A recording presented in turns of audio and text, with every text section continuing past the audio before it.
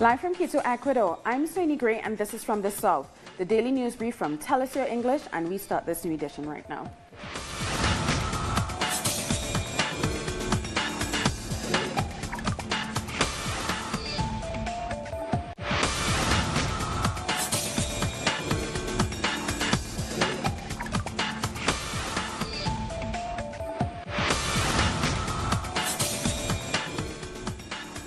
Thank you for joining us. We begin in Honduras, where the Opposition Alliance has called for demonstrations to resume against the declaration of Juan Orlando Hernandez as president.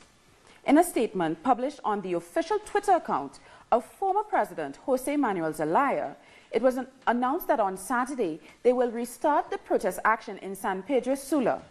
The notice called on all Hondurans to join the civil resistance. The Honduran Opposition Alliance continues to pressure President Juan Orlando Hernandez further, claiming that his government is in the process of forming a paramilitary group in order to assassinate opposition leaders during the protests. The political crisis in Honduras has yet to be resolved. The opposition intends to keep protests going until Salvador Narrala's electoral victory is officially recognized. The Honduran president-elect is going to be on the streets, along with the people. Legitimacy was lost in Honduras ever since January 27. There is no law. We invoke Article 3 of our constitution. Insurrection is the people's last resort. On top of the announcement of more protests in the north of the country, the opposition denounced the increase in violence and persecution against protesters, as well as the creation of paramilitary groups. Under direct orders from the President and the Commander-in-Chief of the Armed Forces, weapons, ammunition and money is being sent to civilians in the north of the country, in places like Atlantida and Colón, where the fight is the bloodiest. They are arming paramilitary groups. For his part, the current president continues to propose open talks, which have begun with sectors in league to his government. Part of our grand national accord must be the topic of political order, because us politicians have been first-row participants of the electoral process. These protests started peacefully, but have become increasingly and consistently violent. According to Salvador Narrala, a protest in the northern region of the country is planned for the weekend, in an area where most of the murdered protesters hail from. The death toll from a bus that plummeted off a steep cliff near Peru's capital Lima on Tuesday has climbed to 48. According to the police, 36 bodies were transferred to the morgue in the town of Chancay, while another 12 bodies were still trapped inside the bus. 6 survivors who are suffering from serious injuries were evacuated to hospitals in Lima, Callao, and Chancay. The bus was carrying some 50 passengers when it crashed into a trailer truck around midday and skidded off the road about 48 kilometers north of Lima in a location known as Pasamayo.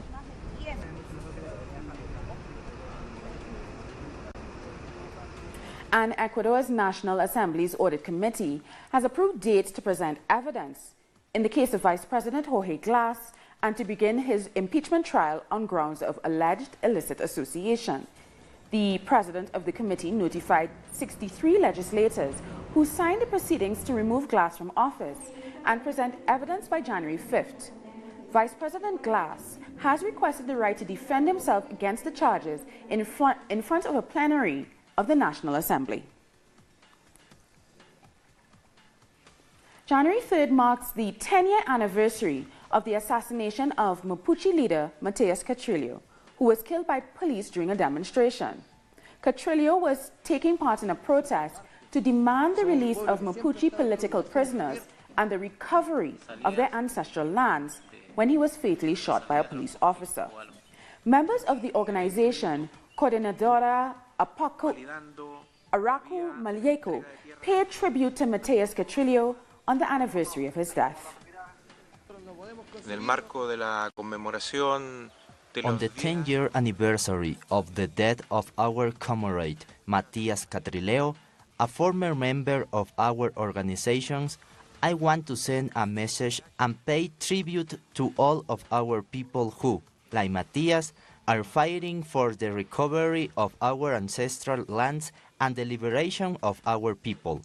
I want to highlight Matias' revolutionary ideas which made him a martyr of the Mapuche community, especially his commitment of process of recovering our territory. That is what we have been doing since the beginning of the National Liberation Front. He took part in many demonstrations to stop the illegal appropriation of our land, and he will always be remembered for his clear stand in favor of territorial recovery based on the autonomy and the self-determination and liberation of the Mapuche people. Radio National's workers in Argentina are on strike and are holding assemblies against massive layoffs and the reforms by President Mauricio Macri's government. More details in the next reports. Protests due to press workers' layoffs are becoming a regular occurrence in Argentina. At the entrance of Radio Nacional, you can see the indignation and shock on the faces of employees who were fired and are now denied entrance to the station in the first working day of 2018. Estamos en el peor de los escenarios que podíamos imaginar. We are living the worst scenario imaginable. Our colleagues were sent a layoff telegram, but they didn't receive it. And when they came for work today, they didn't let them pass. Por un lado, con mucha angustia y hasta uno se encuentra con compañeros que no participan de la vigilia o que no participan. There are colleagues that are not participating, but they are on their offices crying because it's a very ugly situation. Yet we're very close because this kind of abuse creates a lot of unity. The labor reform and the adjustments implemented by Macri's government that left thousands unemployed also affect public workers, and the authorities are refusing to rehire them. En algún momento denunciamos o venimos denunciando el vaciamiento de la radio pública de las 45. We have been denouncing massive layoffs in the public radio across 45 national stations. We have so few people that some stations can no longer broadcast on the weekends because they do not have enough operators. This is the destruction of the most important network in Latin America.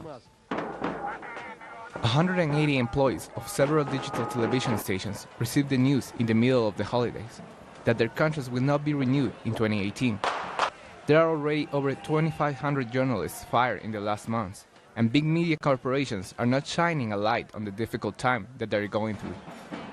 Con las políticas de este gobierno de ajuste, de tarifazos, de achicamiento por todas partes. With the policies of this government everywhere, we are suffering what the workers' movement have been suffering.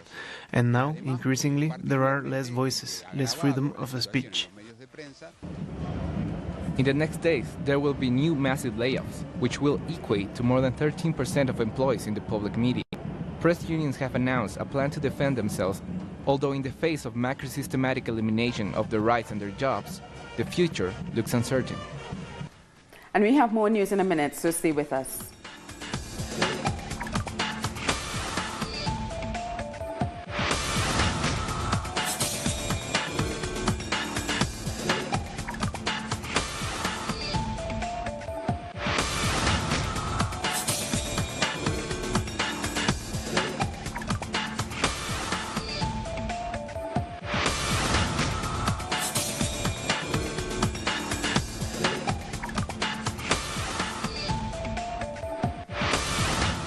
Today marks the anniversary of the formation of the West Indian Federation. Federation was a short-lived political union that began January 3, 1958. It is seen by some as a precursor to the Caribbean Community CARICOM, in that it was made up of several West Indian islands. The countries that made up the West Indian Federation were former British colonies that spanned Jamaica to Trinidad, had about a population of some 3 to 4 million people, with the view of becoming a single state. There was a flag and an anthem, but the entire thing dissolved in May 1962. The same year, countries like Trinidad and Tobago and Jamaica opted for full independence, sealing the nail in the West Indian Federation coffin. We bring to an end the opening ceremony with to the strains of the CARICOM song. Bolivia's government and doctors could be reaching an agreement that would put an end to over a month of protests and strikes that left medical services across the country in dire straits. Our correspondent Freddie Morales has more in this report. There's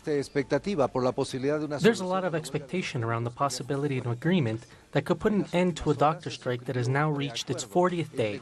A draft for the agreement was signed on Tuesday between the government and the doctors' union, in which the 105th article of the Civil Code was temporarily suspended because doctors consider that it criminalizes their profession. The pre-agreement also establishes that 3 government decrees that set the rules to control private health services should be repealed. The doctors' union has been consulting their members to authorize the signing of the final agreement. An official decision is expected to come any day now. Meanwhile, President Evo Morales reaffirmed his government's position to call for a national health summit to radically change Bolivia's health system model. He said that structural changes like this one will not be easy, but that the country should change its policies on this matter at any cost. The exact time and place for the summit has not been announced as of yet, but it is expected to happen within the first 6 months of 2018. Freddie Morales with that report. Staying in Bolivia, strong rains have flooded the central city of Santa Cruz, causing power outages and public transport failures. At least 3 municipalities have been affected by the overflowing of the river Parai. Much public transport was out of service as a result of the floods, and a bridge to connect Santa Cruz with the other communities in Parango collapsed as well.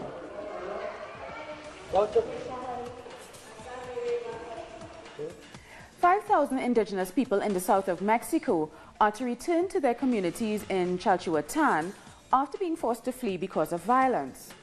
The local council says that the government of Chiapas State, as well as the judicial authorities, must provide guarantees to the residents and assume responsibility for their safety. On October 18, a native of Chalchuatan was murdered, causing thousands to flee in fear of aggression from their neighbors in Chinalao.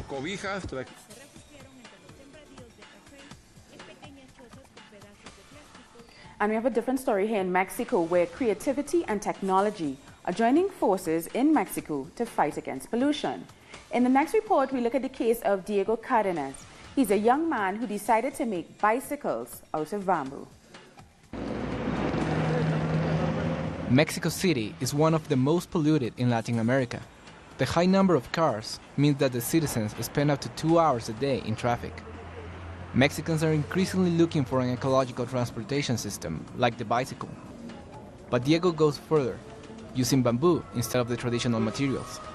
Es como romper un paradigma que existe en la modernidad, ¿no? It is like breaking a paradigm that exists nowadays. This feeling to resolve everything with metal materials that may last thousands of years. But it's best to use a material that can last a lifetime, if it's taken care of properly. For something like a bike and without exploiting the mind. In his workshop, natural fibers combine with high technology to make truly unique machines. Buscamos no domar la naturaleza. We seek to take the best of nature, to take advantage of it and transform it, to make it useful and to not damage the environment. In addition to caring for their environment, the products of this workshop are characterized by their aesthetics and functionality, although many people are surprised to learn what material they are made of. The first thing that they ask is if they are resistant. Many doubt that bamboo can last as long as we say. They also ask if it requires special care. They even ask if they need water or things like that. However, this belief usually doesn't last long, as it happened to Olga, when she rode her bike for the first time almost a year ago. Es el mejor diseño que he encontrado. Siempre he sido... It's the best design that I have found. I have always used bicycles and I have had many different models. When I tried this bicycle, it fulfilled all my expectations. It is calculated that the number of people using bicycles in Mexico City has doubled in the last 10 years. Some estimates suggest that it transports almost 500,000 citizens daily. And we'll be back very soon, so stay with us.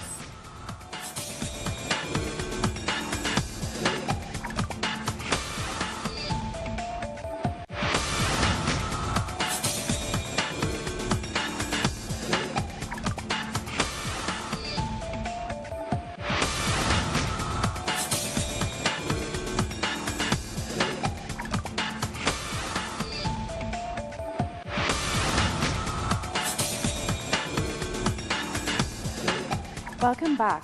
Israeli troops have shot dead a 17-year-old Palestinian protester during a clash in the occupied West Bank. People have gathered outside the morgue to grieve for the boy who was involved in clashes with Israeli soldiers. More than 15 children have been killed by Israeli forces in 2017. And hundreds of Palestinian children have been illegally detained by Israeli forces in 2017. And since Trump's announcement of the U.S. decision to recognize Jerusalem as the capital of Israel, that number has gone up dramatically. According to a report by Defense for Children International, or DCI, in Palestine, 2017 saw over 200 Palestinian children illegally detained by Israel's occupying forces, out of which at least 90% have been victims of some sort of violence during their detention and interrogation. This same report also says that ever since President Trump recognized Jerusalem as Israel's capital 2 weeks ago, the number of Palestinian children being detained has increased. Since mid-December, 148 children have been apprehended. Israeli soldiers have also started putting up wanted posters around Palestinian villages in the West Bank that read, "We are the army, be careful, we will catch you if we see you," in an attempt to intimidate young protesters, saying that rock throwers are endangering their safety. We got very afraid when they put our pictures up. They're threatening us that they will arrest us and they will come and take us from our home. On December 19th, 16-year-old Ahed Tamimi was forcibly removed from her own home by members of the occupying army. On Monday, she was charged on 12 counts of military criminal charges by an Israeli military court, among them aggravated assault and throwing stones.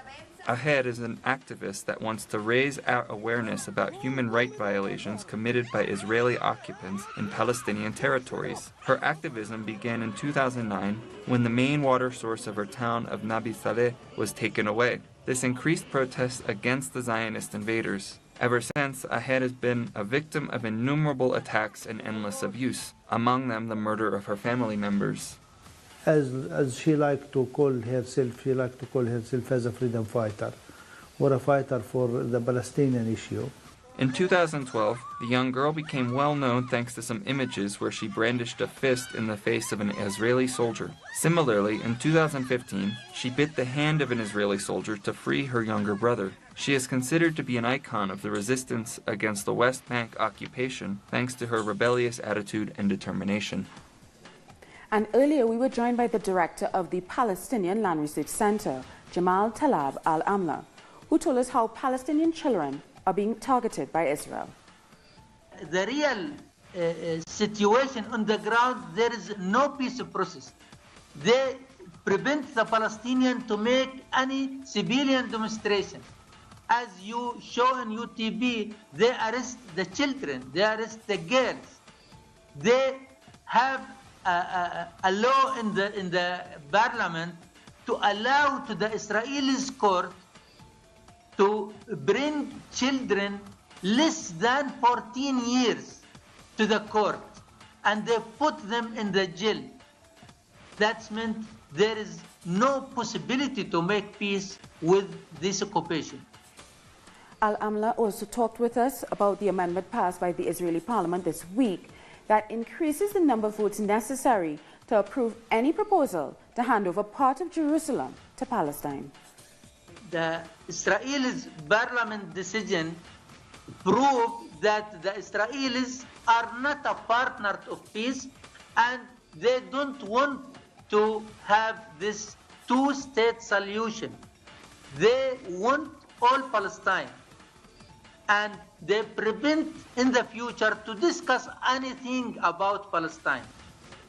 We hope that the UN decisions and the people in the world can make a pressure to Israelis to return back to apply the decisions of the international law and the human law. But the situation now is so difficult, and the Israelis' decision is completely destroy Oslo Agreement. Palestinians have condemned President Donald Trump's threat to withhold future U.S. aid payments to the Palestinians over what he called their unwillingness to talk peace with Israel. Trump tweeted to say that Washington gives Palestinians hundreds of millions of dollars a year and get no appreciation or respect.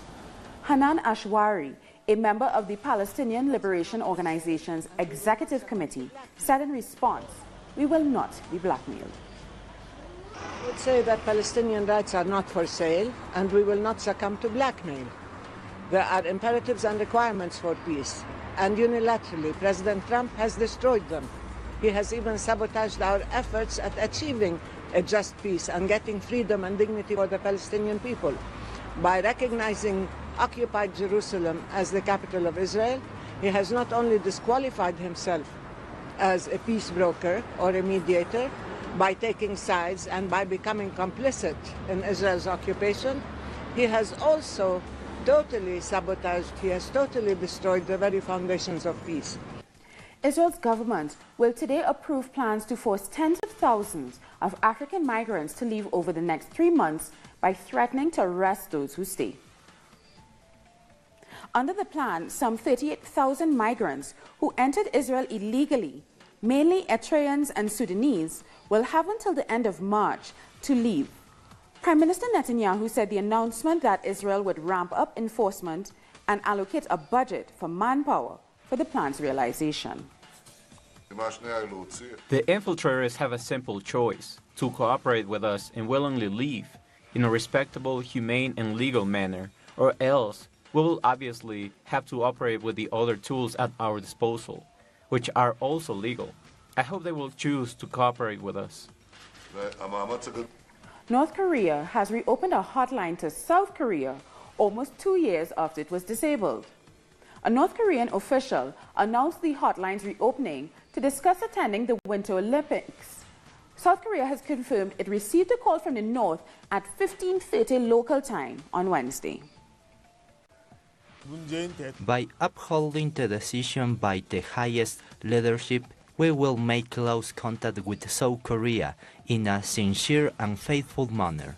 We will discuss practical level issues regarding the dispatch of our delegation. 2017 saw an increase in violence in the United States, with more shootings and hate crimes across the country. We have details in the next reports. And I will do everything in my power, Zach Parrish, to honor you. They are crying because of the death of a policeman in the United States' last shooting of the year, which occurred in Denver, Colorado, in the west of the country, at the hands of Matthew Real, an Iraq war veteran. Another 4 officials and 2 civilians were hurt. And of the nation. Never in my world have I would have imagined this. According to the Gun Violence Archive, 2017 leaves a total of 15,519 deaths due to firearms, and a total of 345 shootings in the U.S. The Commander-in-Chief sent his condolences and avoided talking about gun control, just as his administration has done with other related tragedies, including the biggest shooting in U.S. history, the Las Vegas massacre, which claimed 58 lives. I think that there will be certainly time for that policy discussion to take place, but that's not the place that we're in at this moment. But certainly I think that there's a time for that to happen. Since the arrival of Donald Trump to the White House, there have been 3,000 more gun violence incidents registered than last year. The violence perpetrated by white supremacist groups have also increased. The main affected groups are African Americans, Latinos, and Muslims.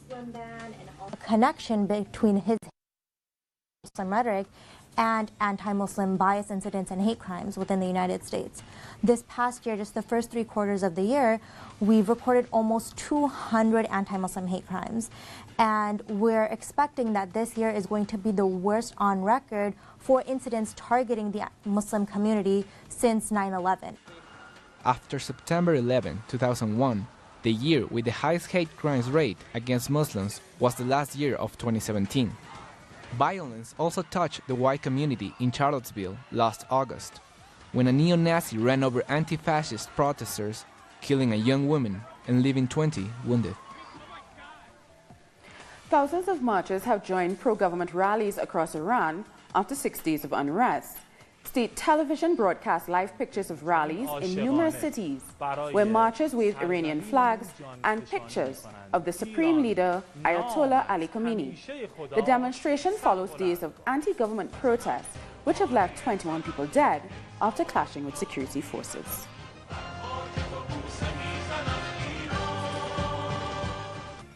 Now, let's have a look at some headlines from across the world. In India's financial capital, Mumbai, thousands of Dalit who rank lower in the caste system have been protesting against violence in which a 28-year-old man was killed by right-wing groups.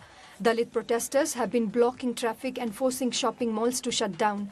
The protests are expected to intensify and spread to India's capital city, New Delhi. 2 climbers, a Cape Town guide and a Japanese tourist have died on South Africa's famed Table Mountain.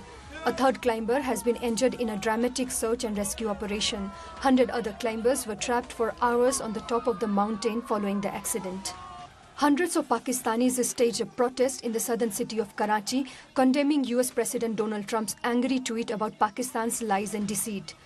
In his tweet, Trump has said that US had foolishly given Pakistan more than $33 billion in aid in the last 15 years and had been rewarded with nothing but lies and deceit. Responding to the tweet, Pakistan's former Prime Minister Nawaz Sharif calls for an end to reliance on US aid.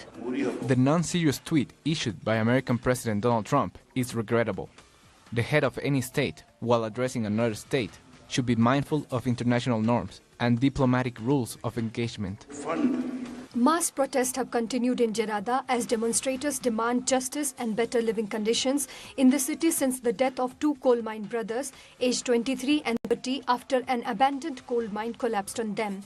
The locals call the coal pits of the area mines of death, as working in them is extremely dangerous. Toxic water and dust are endangering the lives of tens of thousands of South Africans living in the Soweto township of Johannesburg. More than a century of gold mining has left piles of bleached mine waste throughout Johannesburg's landscape. There are more than 200 mining dumps with 6 billion tons of waste containing toxic substances like arsenic, lead, and uranium. According to researchers, there are 2 million people at risk because of the toxic waste. We see the highest levels of lead in the blood of the children who live within 500 meters of the mine tailings dumps, and much lower levels if they live 2 or 3 kilometers away. We clean 4 times, 5 times a day. Sometimes we don't even clean. We sleep there, and then we inhale that thing. It kills us. Also, in an attempt to battle old age with exercise, grannies in Johannesburg have chosen boxing in an attempt to keep old age at bay with exercise. Popularly known as the boxing grannies, aged between 75 to 80 years old, these grannies box to fight the aches and pains of old age and to keep fit. They do 2 sessions a week that include cardio and boxing exercises like sparring and hitting the punching bag. They've also inspired younger people to get serious about fitness from an earlier age. The advice I give to other grannies like me is that they should leave the old way of telling themselves that they are old and they are grannies, and to try their best. Just because you are a granny does not mean you need to burden yourself with that word granny. You need to wake yourself up and show that you are a granny with life. They're taking care of their grandchildren, cleaning the house, some of them. So most of them we thought that boxing is the one that will also make them relax, make them think, make them young again. In Mexico, the remains of a centuries-old Dutch and British ships have been discovered off the country's Caribbean coast. A team of archaeologists has been examining the wrecks of an 18th century Dutch warship and a 19th century British steamboat, as well as an old lighthouse. They were found 2 miles from the coast near the small seaport town of Sisal in the Yucatan Peninsula.